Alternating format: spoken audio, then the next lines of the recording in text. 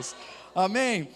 Evangelho de Jesus segundo escreveu Mateus, 4º capítulo, versículo de número 18. Hoje eu quero falar sobre as marcas de um discipulado. Digam após mim: as marcas de um discipulado.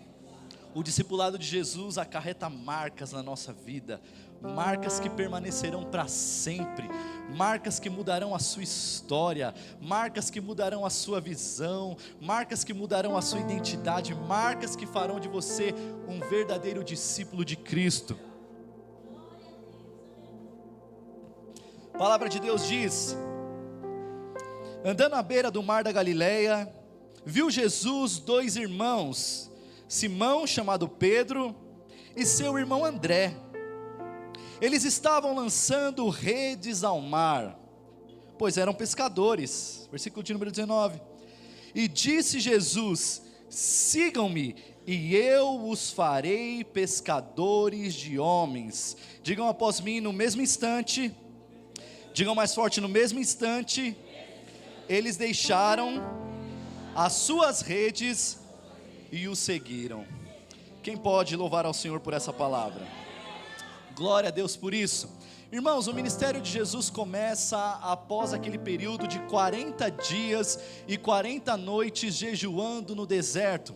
Após ser tentado pelo diabo, Jesus ele vence pelo poder da palavra, e agora ele sai do deserto no poder do Espírito Santo para pregar o evangelho do reino, para pregar uma palavra de arrependimento. Jesus, a partir desse momento, ele dá início à grande missão da sua vida. Desde esse dia aqui, Jesus já está caminhando rumo à cruz do Calvário. Então ele começa o seu ministério ali no norte do país, ali perto do mar da Galileia, naquelas regiões menos favorecidas. Jesus poderia começar o seu ministério lá no sul do país, em Jerusalém, pregando para os ricos, pregando para a alta cúpula religiosa, mas ele começa o seu ministério em um lugar pouco requisitado, e é neste mesmo lugar que Jesus começa a escolher os seus discípulos. Jesus, a partir desse momento, como eu já disse aos irmãos, ele entregaria a sua vida na cruz para reconciliar a humanidade com o Pai, mas ele teria que deixar um legado. Diga comigo: ele teria que deixar um legado, para que o evangelho continuasse a ser pregado após a sua morte. Por isso Jesus, nessa região pouco requisitada, começa a escolher os seus primeiros discípulos. Jesus escolhe 12 homens. Quantos homens?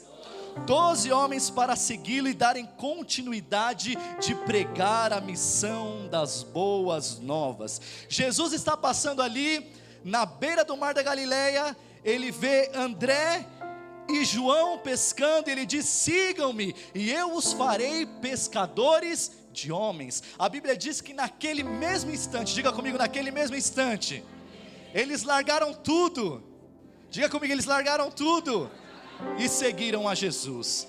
Então a primeira marca de um discipulado é disposição para atender o chamado de Jesus. Disposição para atender o chamado de Jesus. É impossível acontecer um discipulado sem a disposição de um discípulo. No mundo antigo, os discípulos eram conhecidos como seguidores ou aderentes de um mestre. Eles não apenas aderiam às palavras de um professor, mas eles aderiam à vida de um professor. Por isso que eles são chamados de seguidores ou chamados de aderentes, porque o discípulo não acontece, ou o discipulado não acontece somente com as palavras, mas com a vida. Diga assim comigo: discipulado não acontece apenas com palavras, mas com a vida. Para que os irmãos tenham a ideia de uma maneira mais aprofundada, no Antigo Testamento isso já acontecia. Lá em Israel existiam as Beits, Beit Sefer e Beit Talmud. O que eram as Beits? Eram as casas, o que para nós hoje seriam as escolas. Então as crianças, quando elas eram bem pequenas, elas já iam para as Beits aprenderem com os seus mestres. E eles eram chamados de Talmid. Diga comigo: Talmid. O que é Talmid? A palavra discípulo no hebraico, ou Talmidim, indicativo de plural. Então os Talmidins, eles eram conhecidos como empoeirados. Por que empoeirados? Quando passava um talmide, alguém dizia: lá vai lá, ali já vai um empoeirado. Como assim? Por que um empoeirado? Porque eles aderiam à vida do mestre.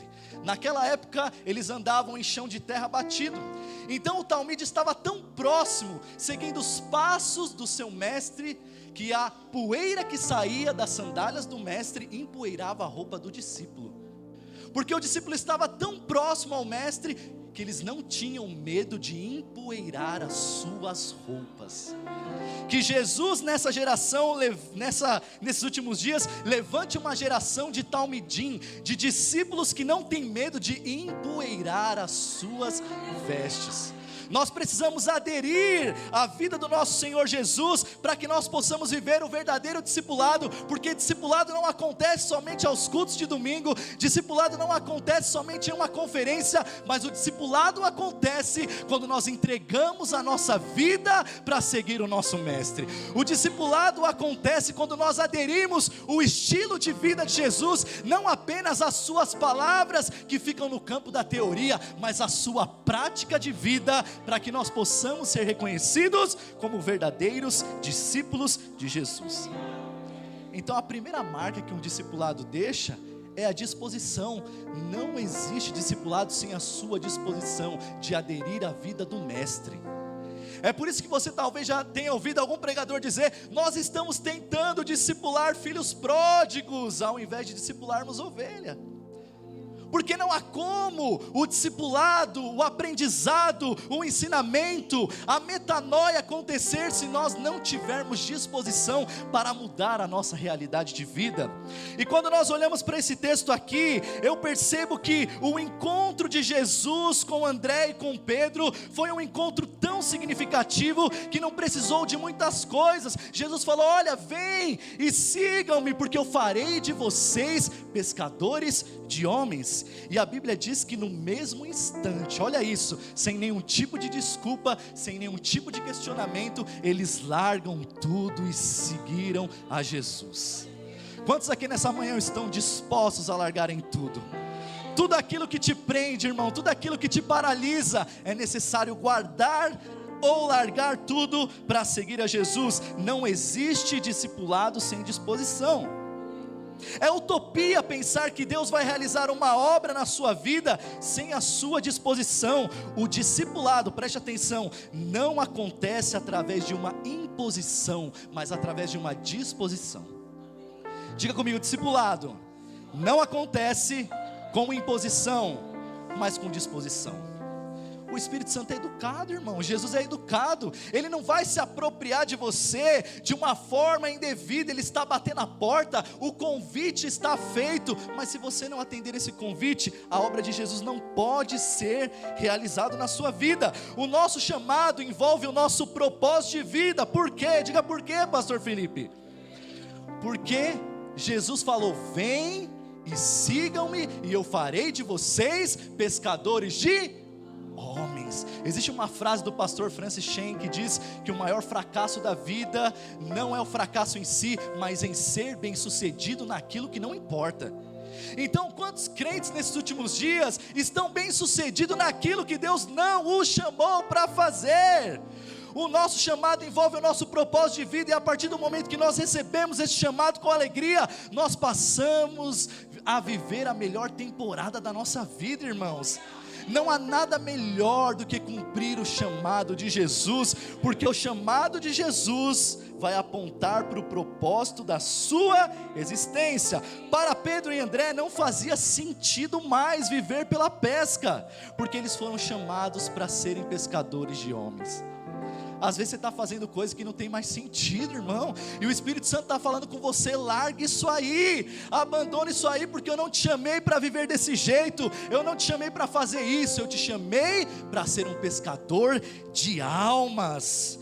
Jesus não te chamou, ouça isso, para levantar cedo, bater o seu ponto, trabalhar, voltar para casa, jantar e dormir.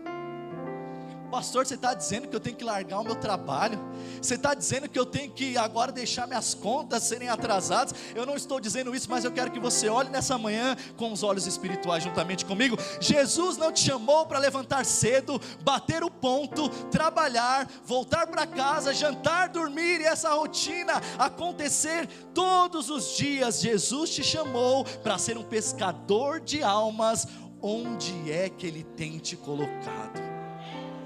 Irmão, seu maior campo missionário são os lugares significativos da sua vida. Pastor, quais são os lugares significativos da minha vida? O meu trabalho, a minha escola, a minha faculdade. Então muitas vezes nós nos vemos presos a essa rotina entediante, a essa rotina infrutífera. Mas essa é uma manhã que Jesus nos reúne aqui para dizer: eu farei de você um pescador de almas. Vou falar só desse lado aqui, que só desse lado creu. Eu farei de vocês pescadores de almas. Eu farei de vocês pescadores de alma. Por quê, pastor? Porque esse é o propósito da nossa vida. Eu não fui alcançado, irmão, para viver as coisas triviais. Paulo diz que existem 3 classificações de pessoas: o homem natural, o homem carnal e o homem espiritual. O discípulo de Jesus é alguém espiritual porque ele discerne todas as coisas, e de ninguém ele é discernido, diz a palavra, porque as coisas espirituais se discernem espiritualmente. Então, irmãos, que nós, em nome de Jesus, venhamos entender nessa manhã que Jesus deseja deixar uma marca em nós. Do que? De disposição para fazer a obra. Essa é uma manhã que nós entramos aqui, não é para um rito religioso, mas todas as vezes que nós nos assentamos à mesa, a palavra diz: todas as vezes que comerdes desse pão e beberdes desse cálice, o quê? Anunciais a morte do Senhor até que venha. Mas vem meses, passam meses, vem dias, passam dias. Nós celebramos a ceia e muitas vezes Jesus está nos rodeando de necessidades, de pessoas doentes, de pessoas aprisionadas, de pessoas enfermas que precisam apenas de uma palavra. Só que o apóstolo Paulo diz em Romanos: como crerão se não há quem pregue?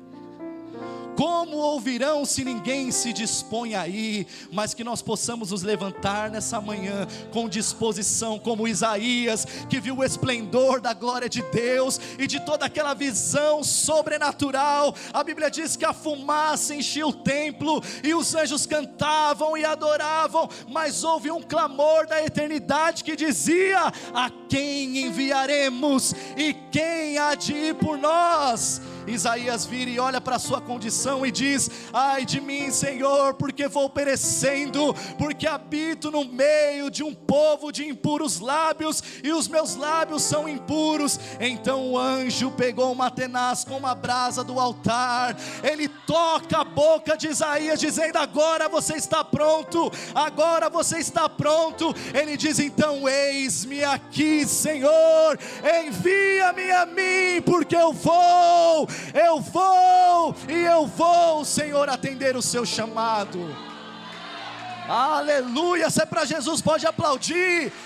Irmão, vamos levantar dessa vida infrutífera, de inércia, e vamos pregar o Evangelho e a palavra de Deus, que é poderosa para salvar. Então diga assim comigo: primeiro, é preciso ter disposição. Segundo, Jesus trata o nosso caráter. Primeiro, Ele trata o nosso caráter. O que Ele fez com Isaías? Ele tocou o seu lábio, Ele purificou o profeta. E antes de nós vivermos as promessas de Deus, Ele vai tratar o nosso caráter. Antes de fazer de Pedro um pescador de almas, Jesus vai tratar o seu caráter. Geralmente, quando recebemos um chamado, preste atenção, da parte de Jesus, ele vem acompanhado de uma promessa. Quantos aqui foram chamados por Jesus há muitos anos atrás, e ele fez uma promessa dizendo: eu farei de você um grande pregador, o seu louvor vai sarar, o seu louvor vai curar, você vai pregar para multidões. E nós achamos que isso vai acontecer da noite para o dia, mas não é assim. Jesus primeiro trata o nosso caráter. Vamos a algumas passagens conhecidas como as gafes de Pedro. Primeiramente, nós podemos ver o sarcasmo de Pedro nessa mesma passagem, porque não foi tão simples assim. Mateus, quando ele narra essa passagem, ele narra de forma mais objetiva, dizendo que Jesus chamou a Pedro e Pedro falou: vambora, André. Mas na verdade aconteceu algo que aponta para o sarcasmo de Pedro. Lá no Evangelho de Lucas, capítulo 5, versículo de número 4, diz: tendo acabado de falar, Jesus disse a Simão: vá para onde as águas são mais fundas, e todos lancem as suas redes para a pesca. Versículo de número 5, respondeu Simão: mestre, preste atenção, mestre, esforçamo-nos a noite inteira e não pegamos nada, mas por que és tu quem está dizendo, eu vou lançar as redes? Quando o fizeram, pegaram tal quantidade de peixes que as redes começaram a se rasgar. Quando Pedro viu isso, prostrou-se aos seus pés e disse, versículo de número 8: afasta de mim, porque eu sou um homem pecador. Por que Pedro se lançou aos pés de Jesus, dizendo para que Jesus se afastasse dele, que ele era um homem pecador, simplesmente porque ele ficou maravilhado com aquele milagre? Não, porque Pedro era alguém entendido da pesca. Pedro tinha experiência com o mar. Jesus ficou ensinando ali a tarde toda na beira do mar, e Pedro estava frustrado, limpando as suas redes com outros discípulos, e Jesus falou para ele: Simão, vá para o mar e lance as suas redes. Ele falou: mestre, eu pesquei a noite inteira, mas se é o Senhor que está dizendo, eu vou fazer conforme a sua palavra. Mas quando Pedro chama Jesus de mestre aqui, ele não usa a palavra didáscalos, que é mestre superior, ele usa a palavra epístates. Sabe o que significa isso? Qualquer tipo de superintendente. Pedro está sendo debochado com Jesus aqui. Ele está dizendo: ô chefão, sabe na empresa quando o proletariado não gosta do encarregado que foi levantado? O encarregado vem para dar uma ordem, então tá bom chefão, nós vamos fazer com deboche, com desdém. Foi exatamente isso que Pedro fez, porque Jesus chamou a Pedro para ser pescador de homens, mas até que esse dia chegasse, Jesus ia tratar o caráter de Pedro, assim como ele trata o nosso caráter também. Por isso que Pedro falou: eu vou lá, sabichão, o senhor entende aí da Torá, o senhor entende aí dos assuntos da lei, mas eu entendo de pesca, eu vou lá só porque você está dizendo. E a Bíblia diz que aconteceu um grande milagre, que as redes estavam se rompendo de tantos peixes. Pedro teve que chamar outros barcos para ajudar, e os evangelistas são tão detalhistas, que eles dizem assim, que os barcos estavam quase naufragando, tamanha quantidade de peixe que eles pegaram. E quando isso acontece, Pedro se prostra diante de Jesus e diz: afasta-te de mim, Senhor, porque eu sou um homem pecador. O Senhor não é apístates, o Senhor é um didáscalos, o Senhor é um mestre, o Senhor é um ensinador, o Senhor é Deus, e eu quero aprender contigo. Ei, nessa caminhada do discipulado você vai errar, você vai cair, mas ainda assim Deus não desiste de você, porque Ele está tratando o seu caráter. Então o discípulo não desiste por debilidade de caráter, porque quem trata o caráter é Deus. Às vezes as pessoas podem te olhar e dizer: mas esse aí, você tem certeza? E Jesus está olhando: é esse aí mesmo, porque eu vou usar as características dele para que o meu evangelho seja anunciado. Deus, Ele olha para você e Ele não vê as suas debilidades, Deus vê as suas características e as suas qualidades. Então essa é a primeira gafe de Pedro: sabichão, me perdoa porque eu sou um homem pecador. Segunda gafe de Pedro está lá em Mateus capítulo de número 16, o texto célebre onde Jesus fala sobre a promessa de edificar a igreja. Jesus vai para uma região mais montanhosa com seus discípulos e pergunta: quem os homens dizem ser o Filho do Homem? E alguns respondem de forma subjetiva. Uns dizem que o Senhor é João Batista, outros dizem que o Senhor é Elias, por causa da palavra mais dura. E Pedro, tomando a palavra, diz: não, tu és o Cristo, o Filho do Deus vivo. Jesus vira para Pedro e diz: bem-aventurado és tu, Simão Barjonas, porque não foi a carne e sangue que te revelou, mas o meu Pai que estás nos céus. Pois eu também te digo que tu és Pedro, Petrus, lasquinha de pedra, e sobre esta pedra, Petra, pedra maior, eu edificarei a minha igreja, e as portas do inferno não prevalecerão contra ela. Parou por aí? Não, esse rapaz que precisava ter o caráter tratado, eu também te darei a chave do reino dos céus, porque tudo que ligares na terra, será ligado no céu. Mas ele era pecador, tem mais, tudo que desligares na terra, será desligado nos céus. Porque Jesus não enxerga a obra pela metade, Jesus já enxerga o plano consumado. Jesus é como aquele oleiro que tem o barro nas suas mãos, ele ainda não está pronto, ele ainda está imperfeito, e quando não está bom ele quebra, mas ele não joga fora o barro e faz tudo de novo. Mas pastor, você falou que ia falar sobre a segunda gafe. Nesse mesmo episódio Pedro é usado pelo Espírito Santo, e daqui a pouco empresta a boca ao diabo. Jesus está dizendo, eu edificarei a minha igreja, as portas do Hades não prevalecerão contra ela. E o Filho do Homem, que é exatamente essa expressão que ele usa em Mateus, o Filho do Homem será entregue nas mãos dos pecadores e será morto. E Pedro toma a palavra e diz, Senhor, de maneira nenhuma eu permitirei que isso aconteça. Jesus vira para Pedro e diz, aparta-te de mim, Satanás, porque não conhece as coisas do Espírito, a não ser as coisas dos homens. Como que pode? O cara acabou de ser usado por uma revelação divina, e agora ele empresta a boca para o diabo. Isso é possível acontecer, pastor? Isso é possível acontecer diariamente, mas diga comigo, ainda assim, ele não desiste de nós. Diga por quê, pastor? Porque ele vê a obra pronta. Ele chama, ele marca com disposição, e agora ele vai tratar o seu caráter. Quer ver mais uma? Quando Judas traz os romanos e os da turma de Caifás para pegar Jesus no jardim do Getsemane, quando os soldados prendem Jesus, Pedro arranca a espada da sua bainha e corta a orelha de Malco. E aí vai Jesus e olha para Pedro e diz, Pedro, para com isso, menino, só que eu vou usar essa sua impetuosidade para a pregação do Evangelho. Então às vezes a gente olha aquele irmão, é esquentadinho, é impetuoso, Deus está falando, eu gosto é assim. Hein, irmã Valesca? Eu gosto é assim.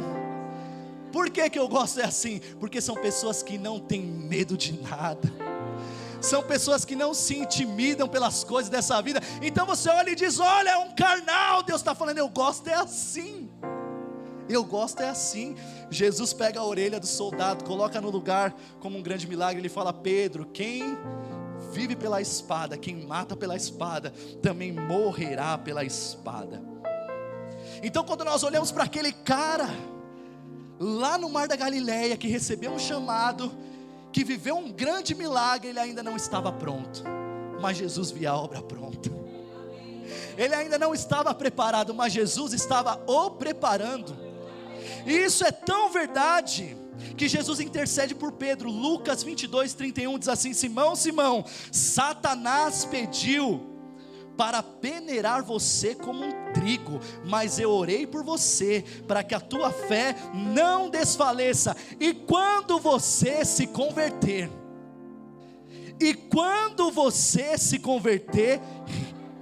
fortaleça os seus irmãos. Pedro não estava entendendo nada, e Jesus está falando, você é incrédulo, você é descrente. Como pode, pastor? O cara comia com Jesus, o cara andava com Jesus, ele foi o único que teve coragem de sair do barco e andar sobre as águas, mas nenhum outro discípulo fez isso. E Jesus está dizendo assim, olha, Satanás pediu para peneirá-lo, então eu orei por você, para que quando você se converter, você possa fortalecer os seus irmãos. E aí Pedro não estava entendendo nada, ele disse, Senhor, eu sou capaz de ir contigo até a morte. Jesus, peraí, o senhor não me conhece? Pedrão, aquele que faz e acontece. O cabra é macho, larguei tudo para estar aqui com o Senhor, eu irei contigo até a morte. E Jesus falou, Pedro, Pedro, antes que o galo cante, tu me negarás 3 vezes. Jesus desistiu de Pedro? Sim ou não? Porque a obra ele já visualizava pronta. Jesus olha para você hoje cheio de defeitos, cheio de falhas no seu caráter, mas ele enxerga a obra pronta. E a grande questão é por que Jesus escolheu a Pedro, pastor? Porque ele tinha um coração ensinável. O propósito de Jesus não está baseado em quem nós éramos, mas em quem ele nos chamou para ser. O propósito de Jesus não está baseado em quem nós éramos, mas em quem ele nos chamou para ser. Então nós estamos aqui nessa manhã, não é porque somos super crentes não, irmão. Aliás, eu fico por conta quando eu vejo cristãos legalistas, achando que conquistam as coisas de Deus por méritos humanos, quando na verdade tudo é pela graça. Você não foi escolhido porque você é bom, você não foi escolhido porque você é considerado alguém santificado, ou às vezes você olha para alguém e o seu padrão de santidade é ainda maior do que a vida de alguém. Jesus está dizendo: eu não te escolhi por isso. Então por que o Senhor me escolheu?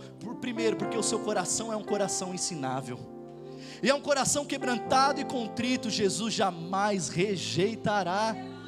Quantos se lembram de Davi que pecou, que perdeu tudo, que 4 vezes mais a espada não se apartou da sua casa, mas um dia ele olha para a sua situação de miserabilidade e diz assim: olha, eu não posso mais continuar essa vida. Ele diz assim: olha, há um coração quebrantado e contrito, o Senhor não rejeita.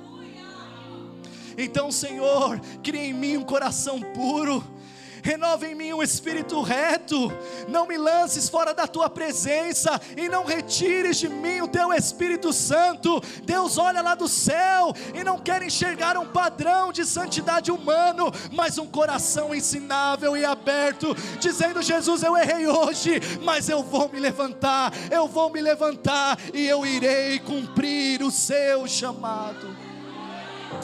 Oh, andarabaxê, darabaqui, andarabacê. Mas dói, irmão, tratar o caráter dói. A gente tem que ouvir o que nós não queremos. Imagina Jesus olhando para você depois de você ministrar o louvor. Imagine Jesus olhando para você depois que você pregou aqui, o fogo caiu e as pessoas te elogiaram pela sua palavra, mas lá fora ele dizer: afasta-te de mim, Satanás. Meu Deus, diga assim comigo: Jesus está tratando o meu caráter. Diga assim comigo: quando eu permito, diga mais forte, quando eu permito viver o verdadeiro discipulado com Jesus, Ele trata o meu caráter. Quem pode celebrar Jesus por isso nessa manhã?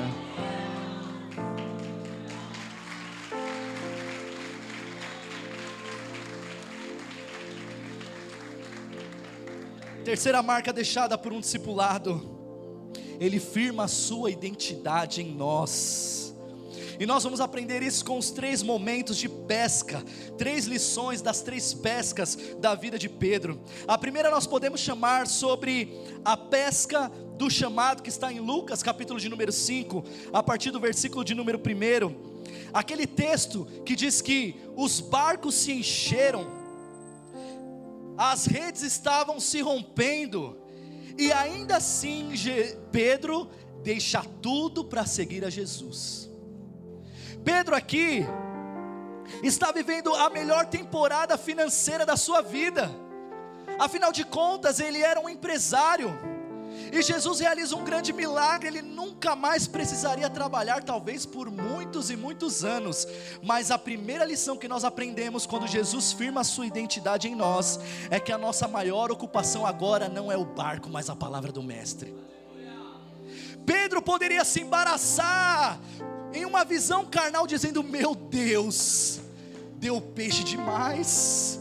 Então sabe o que é, Jesus? Eu não posso te seguir não, porque tem muito peixe para limpar aqui. O mercado de Jerusalém precisa ser aquecido. Mas a primeira lição que eu aprendo quando Jesus firma a sua identidade em mim: eu não me embaraço mais com as ocupações das coisas dessa vida. Agora a minha ocupação não é mais o barco, não são mais as redes, mas a palavra do Mestre que diz: eu farei de você um pescador de almas. Quando Ele te chama, irmão, Ele vai mudar a sua identidade. Sabe por quê? Tem muito muito discípulo aí embaraçado, nunca tem tempo para Deus, porque está preso ou estão presos nos negócios dessa vida. O cara arruma um emprego, vira um gatinho na fé. O cara, quando está precisando de uma porta, ele vem para a vigília, ele para com desculpa, ele busca Deus, ele jejua. Pastor, vai ter Bereana no lar em Mogi, eu vou com o senhor. Ele quer limpar a igreja, ele quer ajudar, ele quer cantar, ele busca os dons, ele faz tudo, porque ele tem uma necessidade. Quando Jesus abre a porta, ao invés dele firmar a sua identidade em Deus, a sua ocupação passa a ser as coisas dessa vida e não a palavra do mestre. Mas Deus nessa manhã está levantando uma geração que não se move por coisas naturais, mas uma geração que se move por uma palavra. Pedrão, vem e me segue, e eu farei de você um ganhador de almas. Eu quero chamar a sua atenção nessa manhã, meu irmão. Qual foi a palavra que Jesus liberou sobre você que há anos não se cumpre? Só que ela não se cumpre porque Deus não é poderoso, ela não se cumpre porque você não se posiciona. A primeira lição que eu aprendo aqui, quando Cristo firma a minha identidade, eu largo tudo para segui-lo. E largar tudo aqui não é abandonar a família, não é abandonar emprego, não é abandonar salário, mas não usar essas coisas como desculpas para não atender o chamado de Jesus. Segunda pesca de Pedro. Já vou terminar, varoa. Fica a dica. Já vou terminar, varoa. Eu prego de vez em quando. Deixa eu pregar. O homem está até suando. Jesus, deixa eu pregar. Eu estou com vontade de pregar. Primeira pesca, a pesca do chamado. Segunda vez que Pedro pesca na Bíblia é a pesca da provisão. Lá em Mateus 17, 25 ao 27, no contexto, os coletores de impostos perguntaram se Jesus pagava o imposto no templo. E aí, alguém que era acostumado a pescar de barco e de redes, agora Jesus fala para ele: pegue um anzol. Pegue um anzol, vai até o mar e pesque um único peixe. E dentro desse peixe, você vai pegar um dinheiro para que a gente possa pagar um imposto. Jesus aqui, ele dá para Pedro um anzol e pede para ele pescar um único peixe. Segunda lição, Deus firma a nossa identidade nos mostrando que há momentos que a pesca vai ser com rede e os resultados serão extraordinários, mas há momento que você vai ter que pescar com um anzol e reconhecer o valor de uma única alma. Porque a nossa geração só se move por resultados extraordinários, mas o chamado de Cristo, ele firma a nossa identidade. Eu prego com entusiasmo com uma pessoa na igreja, como se eu estivesse pregando num estádio. Eu louvo como se eu estivesse louvando num estádio. Quando eu e minha esposa chegamos aqui nessa igreja, no culto de quinta-feira, a gente cantava e pregava para as paredes e para as cadeiras vazias. Aí um dia ela estava triste, eu falei para ela: você vai subir lá e você vai cantar como se você estivesse cantando no Descende. Porque Jesus, ele firma a nossa identidade em resultados extraordinários, e ele também firma a nossa identidade em resultados menores, para que nós não nos movamos por resultados exteriores, mas por uma palavra. Vem, eu farei de você pescador de peixes. Pedro poderia ficar triste, como muita gente abandona o chamado por causa de resultados imediatos. Aliás, hoje, observando o que tantas igrejas têm feito, chamado de avivamentos, auditórios lotados. E hoje a estratégia de marketing ajuda muito. Sabe o que os caras fazem? A gente lotou o estádio, tá bom. Chamei a Suede Lima para cantar, chamei o André Fernandes para pregar, fiz uma bilheteria humorada para cantar. Aí é fácil, até eu encho qualquer estádio. E 3 simultaneamente, igual o Theo Hayashi fez no Descende. Agora eu quero ver fazer como Billy Graham. Uma palavra dizendo sobre a cruz de Cristo. E as conferências e as cruzadas do Billy Graham não cabiam de gente no estádio. Então sabe o que tem me incomodado muito nesses últimos dias? Uma geração que diz amar os números, mas somente números extraordinários. Ninguém quer mostrar os números pequenos. Sabe por quê? Nós não entendemos ainda o valor de uma alma. Aqui Jesus está afirmando a sua identidade em Pedro, dizendo: Pedro, é tão importante lançar a rede para pescar um muito, como também usar um anzol para pescar um único peixe. Tem gente que larga a liderança. Tem gente que larga o ministério por resultados imediatos, porque não entendeu que a nossa identidade é firmada tanto quanto no pouco. Quando você estiver na escassez, você não vai largar não, sabe por quê? Você vai dizer: Ele me liberou uma palavra, dizendo que eu seria pescador de homens, no plural, e ainda que hoje eu tenha que pescar um único peixe, Ele está me mostrando o valor de uma. Oh, andarabaxê, darabaqui, andarabaxê. Imagine, irmão, se o céu se movesse somente por resultados extraordinários, talvez muitos de nós não estaríamos aqui. Mas quando você estava largado, jogado, sozinho, Jesus mandou alguém, porque você é importante para Deus. Darabaxê, darabaqui, andarabaxê. Que Jesus firma a nossa identidade nessa manhã, de homens e mulheres que não se movem por coisas exteriores, porque a palavra é mais importante do que aquilo que o olho pode ver. Nós caminhamos por uma palavra. Terceira pesca, para eu correr aqui, senão a pastora vai me bater em casa. Pesca da ressurreição, João 21, do 1 ao 14. Jesus ressurreto, Pedro frustrado, voltou para a sua velha vida, está lá no barco, e Jesus diz assim, de longe da praia, ressurreto: lancem a rede do lado direito do barco.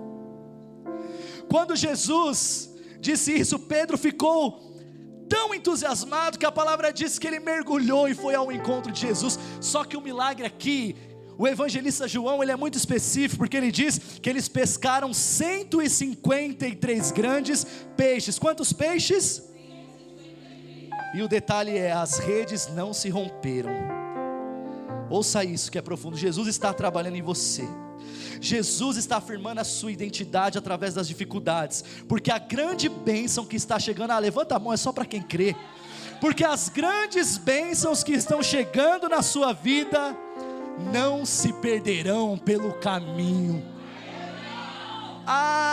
Pastor, agora eu estou mais maduro, agora eu tenho mais o fruto do Espírito, agora eu não sou esquentadinho. Não, Jesus está me ensinando. Foram 153 grandes peixes, eram para as redes terem rompido, mas a Bíblia diz que as redes não rompiam. E o que isso nos ensina, pastor? Jesus está trabalhando na sua estrutura e na sua maturidade, para que quando você viver uma grande bênção, uma grande colheita, você não transforme aquilo que é bênção em maldição. Diga assim comigo, terceiro, Jesus firma a sua identidade em mim. Quem pode celebrar Jesus nessa manhã por isso? Aplauda Ele aí, glorifica Ele.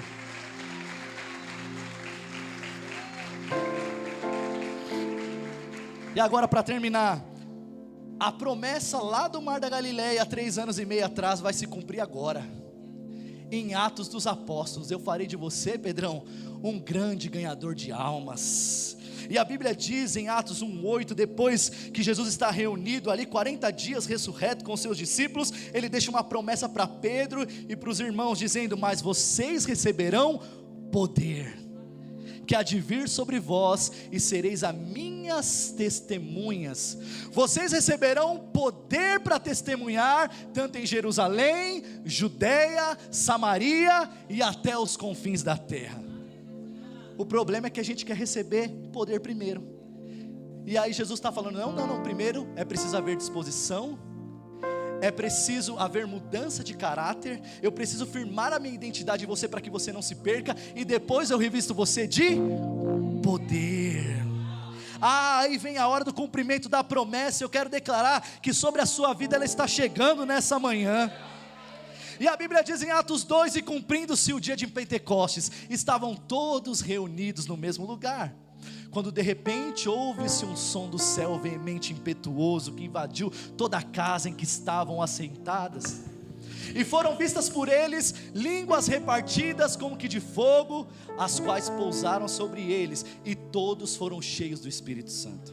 Preste bem atenção, não perca isso que eu quero dizer para você, preste bem atenção. Todos foram cheios do Espírito Santo. A Bíblia diz que afluiu uma multidão para aquele cenáculo, e as pessoas começaram a perguntar: o que é isso? Esses caras estão bêbados agora, 9 da manhã. E a Bíblia diz que Pedro se colocou de pé. Diga assim comigo: Pedro se colocou de pé.